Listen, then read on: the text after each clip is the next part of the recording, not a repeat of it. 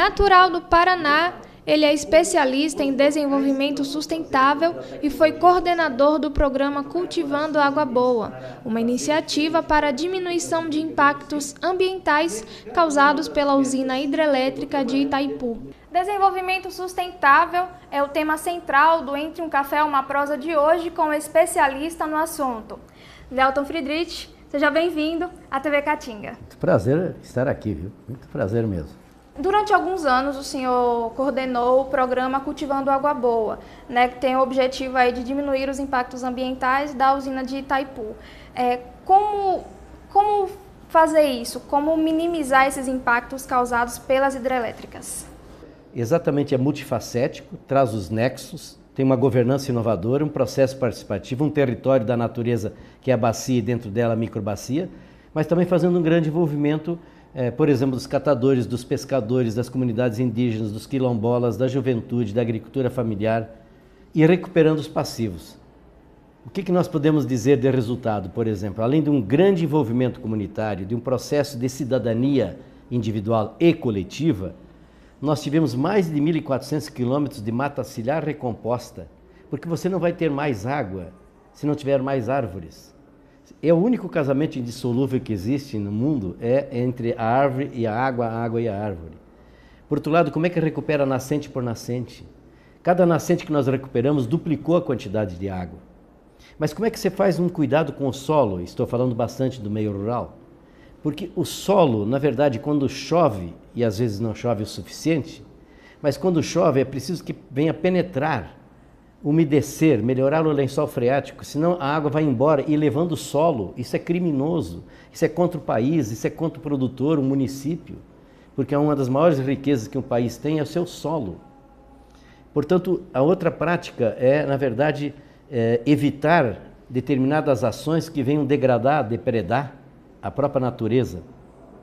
Outra prática importante é que quando nós recuperamos a mata ciliar na beira dos pequenos rios, voltaram 65 espécies da flora e fauna, voltaram as abelhas. Hoje a região é uma grande produtora de mel.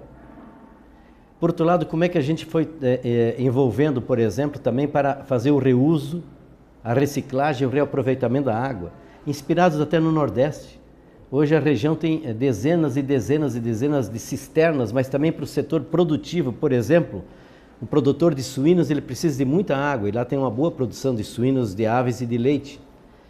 Ora, para ter bastante água, numa pequena propriedade, muitas vezes o poço já secou, a nascente já quase não existe mais. Quando você faz o reuso da água, porque 60% da água que nós pagamos para a companhia de saneamento é de uso não nobre. Você pode aproveitar. Mesmo que venha chover pouco, como é que aproveita o máximo quando chove? Para que a água venha umedecer o solo, penetrar, mas ao mesmo tempo armazenar. Outra coisa importante do programa Cultivando Água Boa foi fazer, acima de tudo, uma mudança de mentalidade. Eu repito sempre que talvez a maior construção é da tecnologia social. É tocar corações e mentes para fazer diferente, para melhorar. Reflexão para ação. E, finalmente, uma coisa muito importante, que com o tempo nós fomos agregando também o conceito de cidades sustentáveis. Então, a área do campo sendo trabalhada, recuperando os passivos, fazendo uma diversidade produtiva. Hoje nós temos pequeno produtor, que antes era inviável, ele tem hoje 32, 35 cultivos. São culturas diferentes em 5 hectares, em 4 hectares. Ele não tem como errar, dá certo. Ao mesmo tempo, como é que a gente colocou isso na merenda escolar? Hoje, 65% de toda a merenda escolar em 325 escolas é de produção local e 30% orgânica. Isso é saúde, isso é envolvimento da produção com saúde, com água boa, com vida. Outro exemplo concreto é que esse trabalho todo possibilitou que surgisse 125 novos arranjos produtivos locais, microempresas, pequenas iniciativas, cooperativas, associações de produtores. Em outras palavras, o programa Cultivando Água Boa, ele está exatamente numa região que tem 1.200.000 habitantes, são 29 municípios, e o trabalho foi tão consistente que acabou tendo a visita da FAO e da ONU, e depois nós acabamos recebendo o prêmio da ONU Água, Década da Água, com uma melhor gestão da água, com a participação social do mundo inteiro em 2015. E por isso essa experiência é uma experiência que acima de tudo não é nem da Itaipu, é dos corações, das mentes dos que lá vivem, e precisa ser também colocada à disposição, solidariamente, para que se conheça como é que foi feito. Porque é a demonstração clara que é possível fazer. E o problema maior não é tanto o dinheiro. Como é que movimenta, articula corações, mentes, empresas, sociedade civil, governos? Como é que faz a somatória, compartilhando sonhos, dividindo responsabilidades? Talvez esse seja o grande novo salto da humanidade. É democracia de alta intensidade, grande envolvimento participativo comunitário, mas para fazer, com objetivos e com metas. O senhor acha que essa questão de colocar em prática a educação ambiental é ainda um desafio? É um grande desafio porque às vezes as coisas estão descoladas. Nós precisamos fazer com que, por exemplo, quando você vai fazer uma cisterna, como é que a aula de matemática calcula quanto é que vai de areia e de cimento de ferro? Quantos metros cúbicos? Tem uma horta na escola para entender na prática o que é fotossíntese, como é que germina, qual é o papel do sol, da água, da fotossíntese. Então é preciso que nós possamos fazer o diálogo das disciplinas e também o diálogo dos saberes. Então a educação é imprescindível, mas não pode ser só a educação formal, essa é na escola. E inclusive na escola nós já vemos que como as crianças, os jovens, estão mais propensos a compreender as mudanças que o mundo precisa. O problema são os adultos.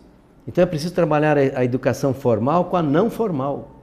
A educação difusa com a educomunicação. Esse é um outro campo da educação, que é a educomunicação.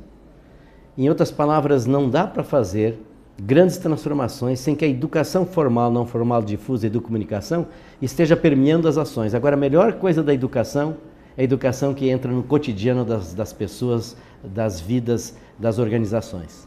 A questão do desenvolvimento sustentável já há anos é pauta global, né? E aí, por último, foi criada a Agenda 2030. Né? Eu queria que o senhor falasse um pouco sobre essa agenda. Nós estamos, na verdade, vivendo um outro jogo que precisa ser jogado.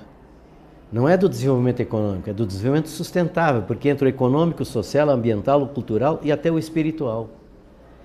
Portanto, é um outro olhar, é um outro fazer, é um outro jeito de habitar a nossa casa comum. Isso implica, portanto, em primeiro compreender os limites da natureza, mas a potencialidade da natureza. Mas entender que nós somos apenas fios de uma teia da vida. O que você fizer para a teia, está fazendo para você mesmo. Nós não somos a teia, alguns se acham até aranha, não. Nós somos fios tênues, frágeis da vida. Mas o mais importante é que no desenvolvimento sustentável, depois de várias tentativas e muitas frustrações, o juízo chegou, ao menos em 193 países, que assinaram o compromisso da Agenda 2030 e os 17 ODSs para a redução dos gases de efeito estufa que estão criando o aquecimento global, o aumento da temperatura no planeta, mas ao mesmo tempo de como é que nós vamos construir uma sociedade muito mais solidária, muito mais harmônica, convivendo com a natureza e não dominando e conquistando e depredando. Esses 17 ODSs e a redução das emissões, há um prazo até 2030 que cada país assumiu, ano a ano, quanto é que vai reduzir das emissões e quanto é que vai cumprir.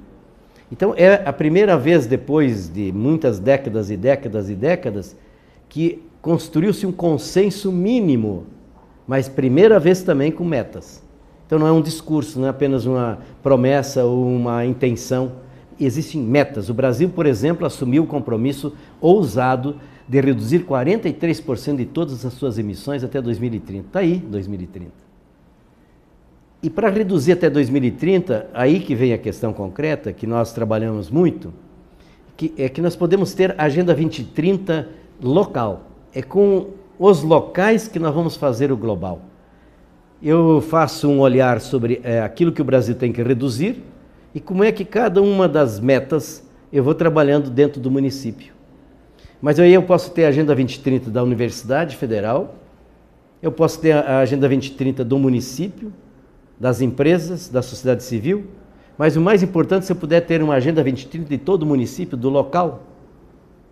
E aí eu vou estar medindo quanto é que nós reduzimos das emissões, quanto é que estamos conquistando dessas metas, e isso vai chegar em todos os quadrantes do mundo, porque o mundo inteiro está com esse compromisso.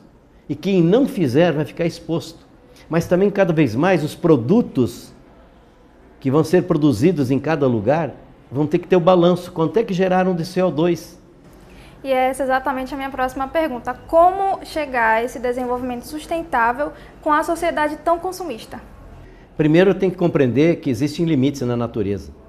E segundo, que não tem crescimento ilimitado nem produção infinita. Terceiro, não tem água suficiente para, por exemplo, copiar os Estados Unidos, que cada habitante norte-americano ele consome 4 vezes mais água do que um consumidor da Bahia. Por outro lado, o que nós vamos fazer com 240 mil toneladas dia de resíduos e de lixos no Brasil? É preciso que a gente possa compreender que dá para viver muito mais com menos. Porque 70% que nós temos de propaganda, por exemplo, na televisão, é para comprar o que você não precisa com o dinheiro que não tem. Então, o consumo consciente é de cidadania planetária. O consumo consciente é dizer assim, quanto é que eu preciso para viver bem? Preciso muito mais do que o necessário para viver bem? Segundo lugar, é compreender que nós vamos ter que construir padrões de produção e de consumo sustentáveis. Terceiro, os limites da natureza estão se manifestando, por exemplo, na biocapacidade. Tudo tem uma capacidade, uma biocapacidade no caso do planeta Terra. Eu não posso ser um passageiro de um voo saindo de Petrolina para ir à Bahia e dizer eu quero levar 50 quilos de bagagem em cada mão e tem 150 lugares, eu quero levar 300 passageiros. A nave, o avião não suporta. A Mãe Terra não suporta o que vem sendo feito. Por isso a Agenda 2030 chama-se, na verdade, Agenda 2030 transformando o nosso mundo. E a grande convocação da ONU é que ninguém pode ficar fora. Então isso significa que nós temos que compreender todos os dias as opções que nós fazemos, elas precisam ter a consciência dos seus resultados. A opção que eu faço no que eu como, no que eu visto, como é que eu uso o transporte, todas as nossas ações, elas manifestam determinadas opções. Os governantes que não estiverem atentos a isso vão ser superados.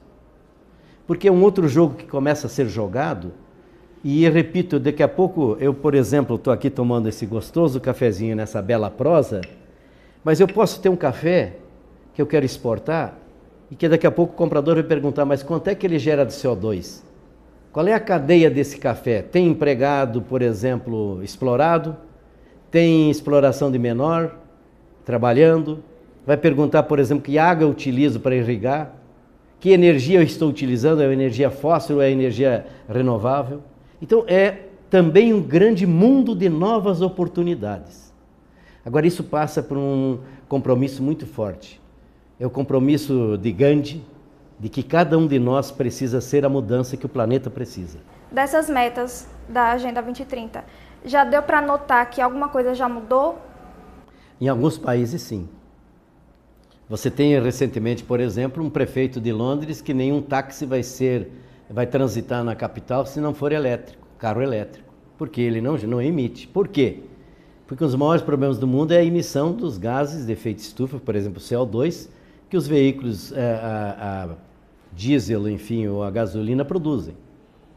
Mas, ao mesmo tempo, nós estamos vendo, por exemplo, países que não teriam nem a vocação, que estão se transformando em campeões em energias renováveis. Portanto, uma economia cada vez de menor carbono. Essa é a grande questão, a carbono zero ou de baixíssimo carbono. Agricultura de baixo carbono, economia de baixo carbono, indústria de baixo carbono, vida de baixo carbono. Então, eu diria assim, só que alguns países estão atrasados, inclusive o Brasil. A articulação, inclusive, a partir de Brasília, praticamente não está existindo. Vamos fazer a nossa parte no pedaço do planeta que nos cabe, onde nós estamos, que é a Agenda 2030 local. Aterrizar com essas metas e com a redução das emissões no dia a dia. Dá um exemplo pequeno, ou 3.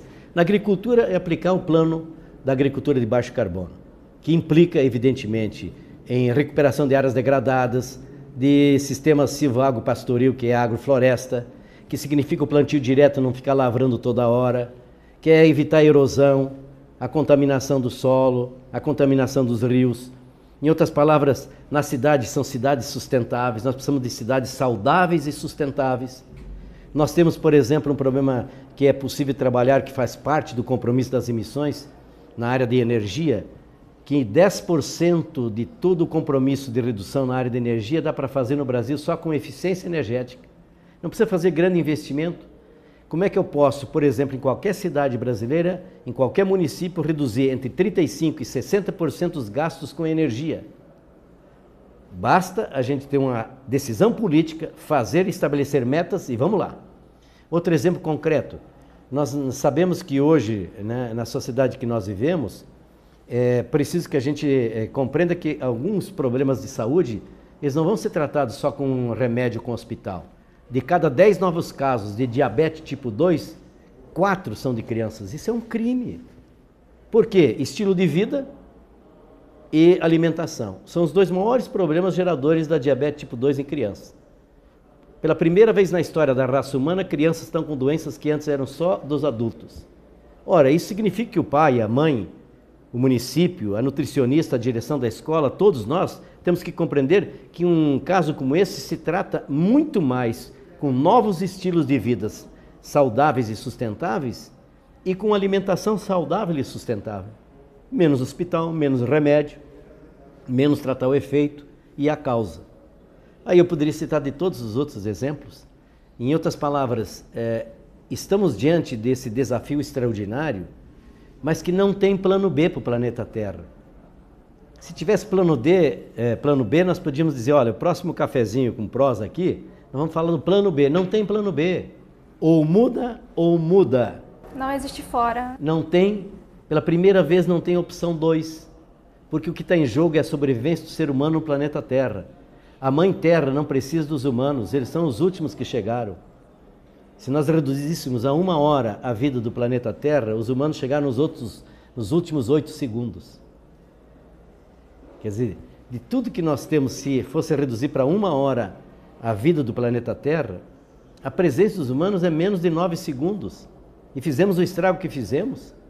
Então é preciso muita sensibilidade, muita percepção, compreender uma nova matriz de pensamento que não é o reducionista, não é o mecanicista, que acha que a natureza é um baú cheio de tesouro, que a gente tem que tirar tudo e o mais rápido possível dentro desse baú. Não é assim, a natureza é um corpo vivo como o ser humano. Precisa beber, chover, precisa adubar para comer, a terra precisa comer, adubo, a terra precisa descansar. Em outras palavras, é um novo jeito, repito, de habitar a nossa casa comum. Isso significa um novo jeito de ser, mas um novo jeito de sentir. Mais emoções e sentimentos do que só lógica e razão. Mas também um novo jeito de viver, mais cooperativo, solidário, mais compreendendo o outro, mais tolerância e mais paz, mas ao mesmo tempo um novo jeito de produzir e um novo jeito de consumir. Não tem plano B. Nelton, foi um prazer recebê-lo aqui no nosso programa para falar sobre um assunto tão importante. Eu que agradeço. Primeiro, uma oportunidade tão rica e principalmente num canal que tem esse significado de ser também informativo e formativo. E segundo a Cora Coralina, né, essa jovem jornalista, nos presenteando com esse assunto tão importante. Mas, por outro lado, também a certeza. Este é o meio de comunicação que o Brasil precisa. Um meio de comunicação que ele, na verdade, possa ter a grande e extraordinária função de ajudar a abrir corações, abrir mentes, de construir uma sociedade muito mais justa, equilibrada, muito mais correta e principalmente ambientalmente ajustada para a harmonia. E a você que nos acompanhou, até a próxima edição do Entre um Café e uma Prosa. TV Caatinga, a verdadeira imagem do sertão.